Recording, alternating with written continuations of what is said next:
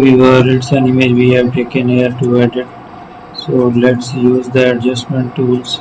We will find the channel mixer and mix up some colors of these channels to get some results here. We will remove it and now find some further designs. It's a gradient map here. We will open the complete map of the gradients. So we will try to find some suitable color for the picture, make it okay. So let's generate the designs here. Thank you for watching our video.